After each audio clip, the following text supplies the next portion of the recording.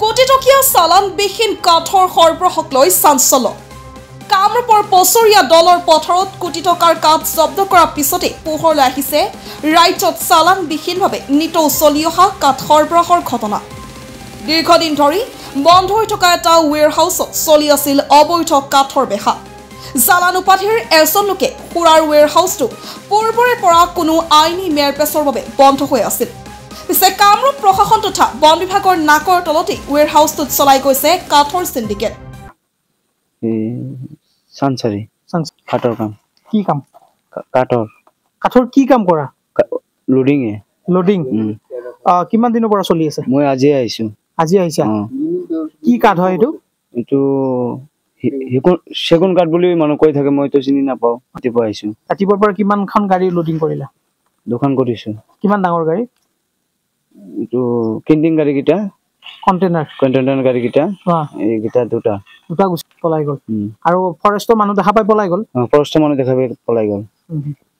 চালানবিহীনভাৱে নিতৌ সৰবৰাহ হৈ আহিছিল কাঠৰ সৰবৰাহ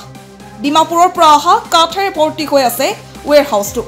সাংবাদিকৰ ষ্টিং অপাৰেশ্যনত ধৰা পৰাৰ পিছতেই যেন হাহাকাৰ লাগি উঠে কাঠ মাফিয়া চক্ৰটোৰ অৱশেষত ইমান দিনে অৱগত নোহোৱা কামৰূপ বন বিভাগে আহি কিছু পৰিমাণৰ বিশাল আকৃতিৰ চেগুনৰ কুণ্ডা উদ্ধাৰ কৰিবলৈ সক্ষম হয় জালানৰ ৱেৰহাউচত আমাৰ ঘৰ খাৰবেটিয়া মই আহিছিলো ৰাতিপুৱাই গাড়ী লোড কৰিবলৈ দুটা গাড়ী লোড কৰি দিছো দুটা গাড়ী লোড কৰাৰ পিছত গুচি গেল গাড়ী দুটা গুচি গেল আৰু এটা গাড়ী লাগিছে মই এটা গাড়ী উঠাইছো জাস্ট এতিয়া ফৰেষ্ট ডিপাৰ্টমেণ্ট মানুহ আহি গেল আহাৰ পিছত মেনেজাৰ আছিল চকীদাৰ আছিল ড্ৰাইভাৰ আছিল সব কেটে পলাই গেল এতিয়া আমি পলাই আছো কোনো মানুহ ইয়াতে নাই পুৰণা মানুহ নাই তোমালোক নতুনকৈ আহিছো স্যাৰ কিন্তু প্ৰশ্ন হয় কোনে দীৰ্ঘদিন ধৰি কামৰূপত চলাই গৈছে কাঠৰ সিন্ডিকেট ডিমাপুৰৰ পৰা কিদৰে চালানবিহীন ট্ৰাক আহিব পাৰিলে তাকে লৈ সৃষ্টি হৈছে ৰহস্যৰ চালানবিহীন কাঠ ভৰ্তি ট্ৰাকসমূহ কাৰ অনুমতিত সোমাই পছৰীয়া দলৰ পাৰৰ এই ৱেৰহাউচটোত কোনে ৰক্ষণাবেক্ষণ দিয়ে চালানবিহীন চেগুন গছ কঢ়িওৱা ট্ৰাকসমূহ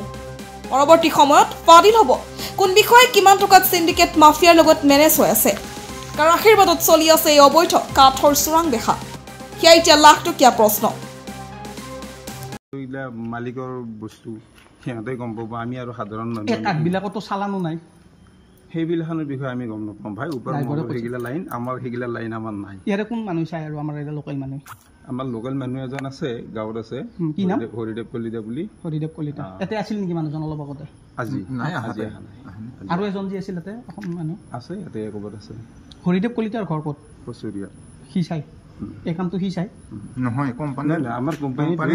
এইগিলা কাঠৰ লগত আমাৰ লেনা দেনা একো নাই কাঠটো কোনে লেনা দেনা কৰে এইগিলা সিহঁতৰ মালিকৰ লগত আমাৰ মালিকৰ লগত মানে সিহঁতৰ কোনোবা মালিক আছে সিহঁতে আলোচনা কৰি পেলাই বস্তুটো ইয়াতে সেনেকৈ ৰাখে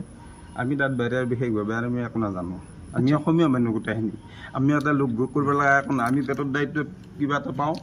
চলি আছো আৰু কিবা কৰি আচ্ছা তাৰমানে এইটো কি জাগা বুলি কয় এৰিয়াটো পছৰীয়া দলৰ পথাৰ পছৰীয়া তাতে বৰ্তমান কাঠৰ ষ্টক হৈ আছে ষ্টক মানে সিহঁতে মালটো আনেও নেও কোক নেই কি কৰে কোৰপে আনে আমি এইগিলাখনৰ বিষয়ে আমাৰ সিহঁতৰ লগত কোনো ধৰণৰ কি কাঠ এইবোৰ জানেনে নাজানো চিনি নাপাওঁ আমি কাঠকে